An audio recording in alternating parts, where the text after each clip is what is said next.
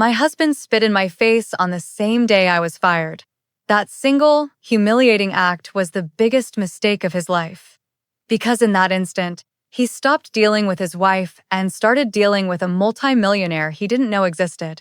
My name is Quinn Abernathy. I'm 32 years old, and up until 9 o'clock this morning, I was a rising star at Blackwood Capital, one of the most ruthless private equity firms in Charlotte. This morning, they escorted me from my office on the 48th floor, a cardboard box in my arms, after accusing me of a gross compliance violation I did not commit. That was the first crack in the foundation of my life. The second came when I arrived home to our Myers Park estate hours early, only to find my husband, Derek, with his assistant. But even that betrayal paled in comparison to the open laptop on his desk, displaying a series of wire transfers from his company to an offshore account I'd never seen. He wasn't just cheating on me, he was a thief. The final, crushing blow came via a phone call from a number I knew by heart. My father, the legendary Walter Abernathy, didn't ask for my side of the story. He simply said, his voice cold as steel, "I just got off the phone with Marcus Thorne. You've not only destroyed your career, you've disgraced our family name. In 8 hours, my job, my marriage, and my family were gone." It was a systematic demolition. If you're watching this from a place where you've ever felt your entire world shatter in an instant, hit that like button to let me know you understand what this moment feels like. This wasn't just a bad day, it was the end of a life. But what none of them knew, not my backstabbing boss, not my criminal husband, not even my own father, was that buried deep in the rubble of my perfect life was a secret I had built myself, a secret that was about to become my weapon. That weapon. I suppose I built it because in my father's world, you always needed a contingency plan for failure. To understand the crushing weight of his phone call, you have to understand the man. Walter Abernathy wasn't just a father, he was a Wall Street institution. Living in his shadow wasn't like standing under a tree, it was like living in a permanent eclipse. My entire life was a series of metrics designed to meet his impossible standards. When I graduated from Duke with honors, he expressed mild disappointment that it wasn't his alma mater, Harvard. When I landed the analyst position at Blackwood Capital, a brutally competitive role, his only comment was, "It's a start. Don't get comfortable." His mantra, repeated at every holiday dinner and family function, was etched into my soul. Quinn, in our world, there are no silver medals. You either win or you become irrelevant. Every decision, from the internships I took to the man I married, was subconsciously vetted through a single question. Will this impress my father? Derek, with his respectable family name and safe career path, was an acceptable choice. My relentless climb up the corporate ladder was my desperate attempt to finally earn his approval. I'm curious, what time is it where you're watching from? And have you ever felt that suffocating pressure to be perfect, whether from your family or from your own expectations? Let me know in the comments below. So when he declared that I had disgraced the family name, he wasn't just cutting me off. In his world, he was officially declaring me irrelevant. He was confirming my deepest, darkest fear, that without the armor of my career and his approval, I was nothing. And Derek. He was meant to be the safe part of the equation, the respectable husband who would anchor the perfect life I was building for my father's approval. Our marriage, I now realize, was the most sophisticated and hollow lie of them all. To the Charlotte social circuit, we were a golden couple. We chaired fundraisers, hosted elegant dinner parties, and smiled perfectly for the cameras.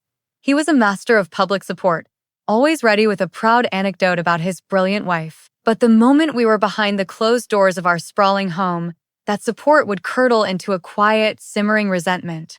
What began as playful jabs about my work ethic evolved into passive-aggressive comments laced with poison. Closing another deal, Quinn? Don't forget about the life you have here. My biggest victories at the firm were met not with celebration, but with a tight smile and a swift change of subject to one of his own minor accomplishments. I see it so clearly now. My ambition didn't inspire him, it emasculated him. In the hyper-masculine world of Southern finance and old money, I wasn't just his wife, I was his competition. And I was winning. He didn't want a partner to build an empire with, he wanted a beautiful accessory who knew her place. The affair and the embezzlement weren't just about desire or greed. They were a desperate, pathetic attempt for him to reclaim a sense of power, to build a secret world where he was the one in control. I had married a man who smiled at my success while secretly praying for my failure. And on that disastrous Monday morning, he thought he'd finally gotten his wish. But Derek wasn't the only man in my life who saw my success as a threat. At Blackwood Capital, I had a far more dangerous and cunning enemy. My direct supervisor, Marcus Thorne. Marcus was a managing director from the old school of finance, a man whose reputation was built more on expensive steak dinners and golf course deals than on actual performance. My team, with its data-driven strategies, was consistently outperforming his, and he couldn't stand it. He saw my ascent not as a benefit to the firm, but as a direct countdown to his own obsolescence. His campaign against me was a masterclass in psychological warfare. It was death by 1,000 cuts. It started subtly. My input in board meetings would be accidentally omitted, or my star analyst would be temporarily reassigned to one of his failing projects right before a major deadline. Then it escalated. Presentations I had triple-checked would suddenly contain critical errors when he presented them. He was a ghost in my machine, creating a narrative for the partners that I was becoming sloppy and unreliable. The final act was pure evil. He fabricated a digital trail, making it appear as if I had used a junior employee's credentials to breach a client's data firewall for an illegal trade advantage. It was the perfect crime, a career-ending accusation that was both technically complex and morally damning. He didn't just get me fired, he branded me a cheat. It's a tough call, but who do you think is the bigger villain here? Comment 1 for Derek, the cheating, embezzling husband, or 2 for Marcus, the calculating, backstabbing boss. He wanted to ensure that no other reputable firm on the Eastern Seaboard would ever touch me again. And with one phone call to my father, he had nearly guaranteed it. They thought they had stripped me of everything. In their minds, they had left me with nothing but the clothes on my back and a reputation in flames. They had backed me into a corner, expecting me to crumble. But they couldn't take away what they never knew existed. 10 years ago, when I was just a junior analyst, I received my first truly substantial bonus. Derek immediately started showing me brochures for a new sports car. My father gave me a list of approved blue-chip stocks to invest in. I smiled and nodded at both of them, and then I took $50,000 and did the only truly rebellious thing I had ever done in my life. I made a quiet, private angel investment in a pre-seed startup run by 2 brilliant coders out of a garage in Austin, Texas. They called themselves Sentinel Protocol, and their idea was a predictive cybersecurity algorithm so advanced, it sounded like science fiction. My own firm's venture capital division had passed on them, calling them too niche, too risky. But I saw the vision. I kept the investment completely off the books, held in a private LLC registered to my maiden name. It was my secret, my one piece of this world that wasn't influenced by my husband's desires or my father's commands. It was my escape hatch. For a decade, I never mentioned it, just watched as Sentinel Protocol quietly grew from an idea into a powerhouse. And as I stood there, reeling from the betrayals of my world, I knew that my $50,000 gamble was now a multi-million-dollar equity stake in one of the most important cybersecurity firms in the country. It wasn't a safety net. It was an arsenal. But an arsenal is useless if the soldier is too wounded to fight. That night, I wasn't a soldier, I was a casualty. I checked into an anonymous hotel on the outskirts of the city, the kind with thin walls and scratchy blankets. For hours, I just sat on the edge of the bed in the dark, numb, replaying every gut-wrenching moment of the day on a relentless loop. I was paralyzed. Then my phone lit up with a text from Leah, my best friend since our first day at business school. It said, "I've spoken to Maya, we're in the lobby. Open your door." They didn't even knock. They just entered, Leah armed with a bottle of top-shelf whiskey, and Maya carrying 2 large pizzas. They didn't offer flimsy platitudes or tell me that everything would be okay. They just sat with me in the ruins, one on each side, and let me shatter. When the tears finally subsided, Leah, a litigator with the heart of a shark, looked at me with a cold fire in her eyes. "All right, Quinn. The pity party has officially ended. Now, we plan the counterattack." Maya, a brilliant strategist in her own right, grabbed the hotel notepad. On the first page, she wrote losses and let me list everything. The job, the reputation, the house, the joint bank accounts. Then she tore off the page, crumpled it, and on a fresh sheet wrote assets. I looked at their faces, a perfect blend of fury and loyalty.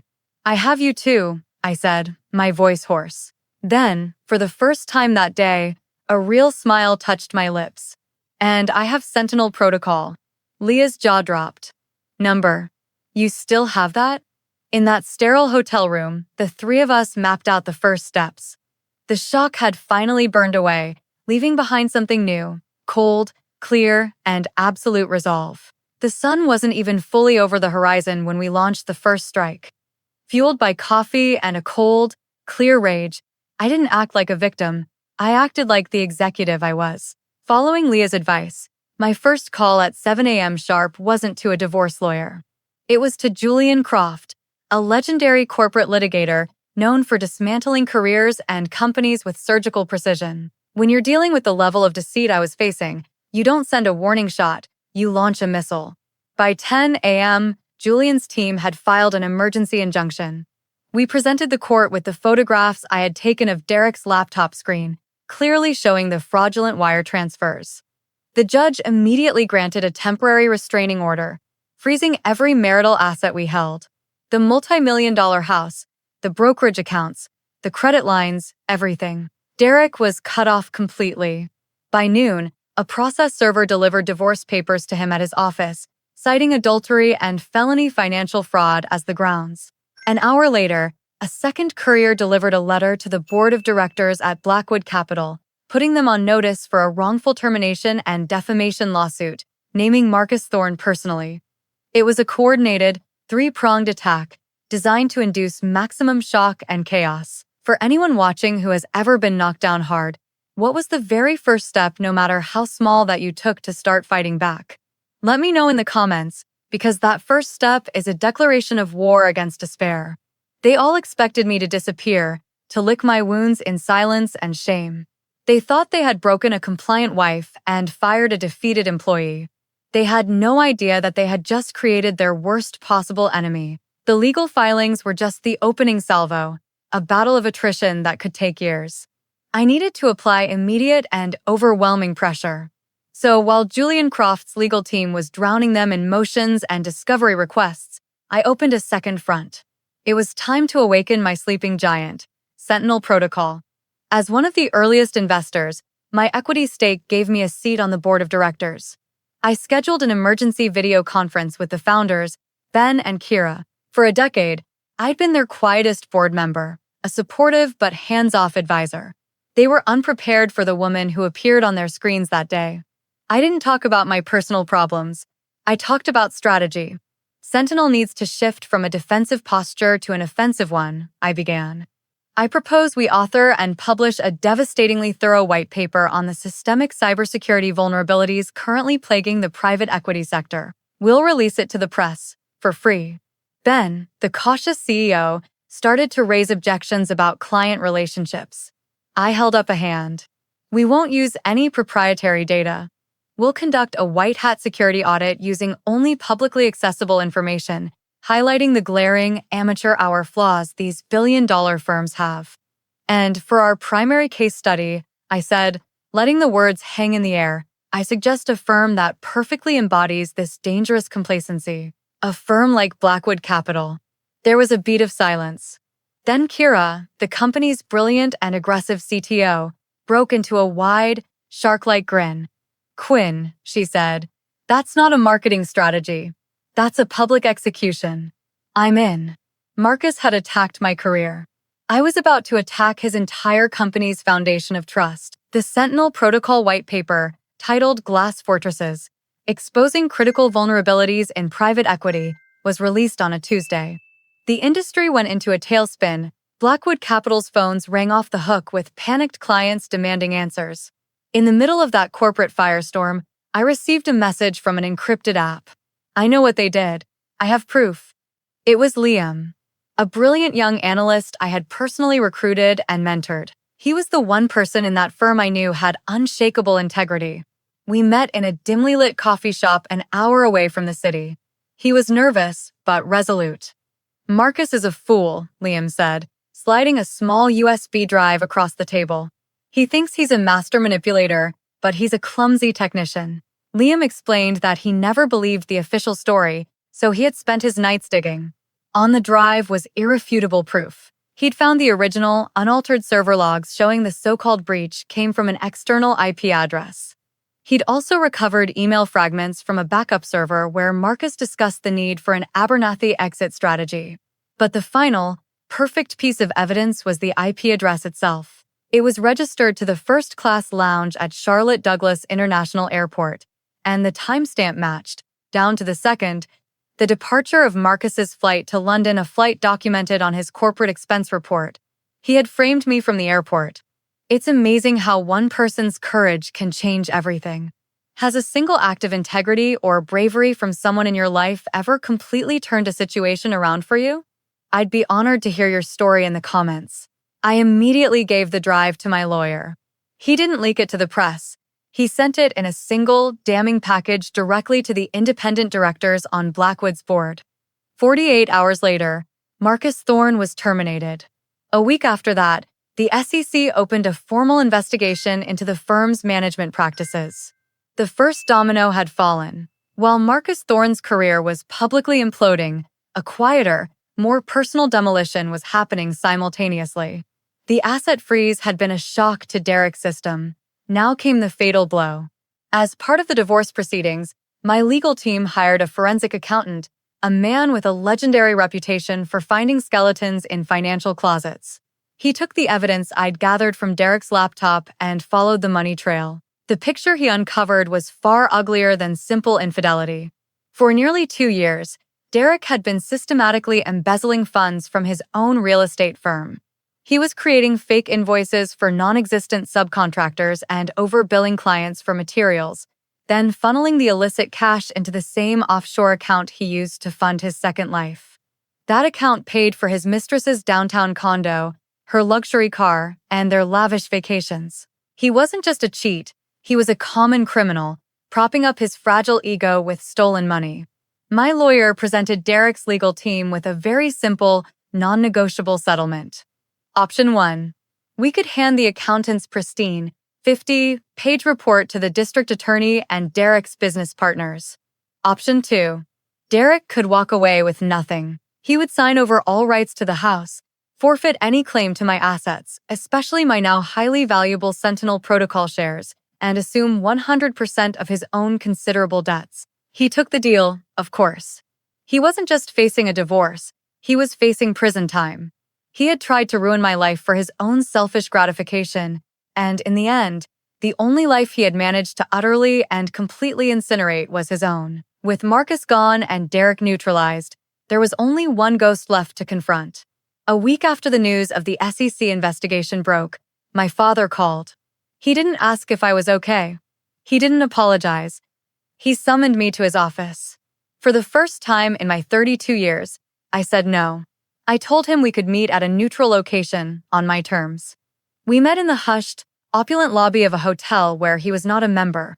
He began not with concern, but with a lecture. Quinn, this scorched earth campaign of yours is making waves. It's affecting good people. I knew he meant himself. The value of his own holdings in Blackwood Capital had been decimated.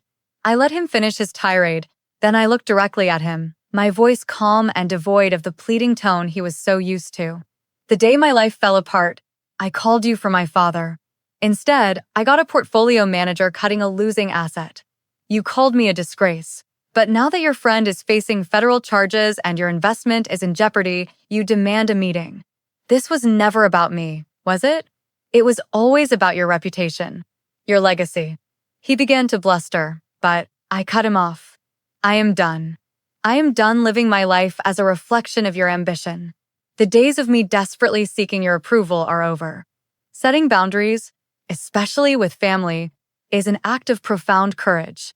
If you feel comfortable sharing, tell us in the comments about a time you had to draw a line to protect your peace. Your story could empower someone else to do the same. For the first time in my life, I saw the great Walter Abernathy at a complete loss for words. I stood up from the table. If we are to have a relationship going forward, it will be as equals, or not at all. and I walked away, leaving him alone in the silence. I thought the major battles were over, that all the betrayals had been revealed. Then, a week after the confrontation with my father, my phone buzzed with a text from an unknown number. "He's hiding money. I can prove it. We need to meet." It was signed Paige, the woman from my bedroom. Against my better judgment, I agreed to see her in a sterile, anonymous coffee shop. The confident young woman I had seen in my home was gone, replaced by someone who looked tired and scared. Her story was grimly familiar. The second the asset freeze hit, "He turned on me," she whispered. "He said the lifestyle he'd promised was gone, and it was my fault for being impatient." The charming man I thought I knew vanished. He became angry, controlling. She had been a pawn, she realized, a status symbol he acquired with money he didn't really have. When the money disappeared, so did her value in his eyes. She was a liability he was now trying to discard. Then she pushed her phone across the table.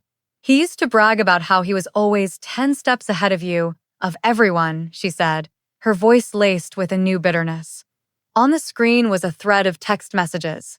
In them, Derek boasted to her about a hidden cryptocurrency wallet, his real escape fund that he was sure no lawyer could ever trace.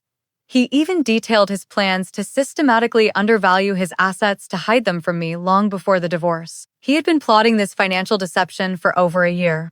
I didn't offer her forgiveness or friendship, but I did see her for what she was. Another woman deceived by Derek's lies. She was his accomplice, but she was also his victim. And with the evidence she provided, my lawyer was able to seize the hidden funds, closing the final door on Derek's escape.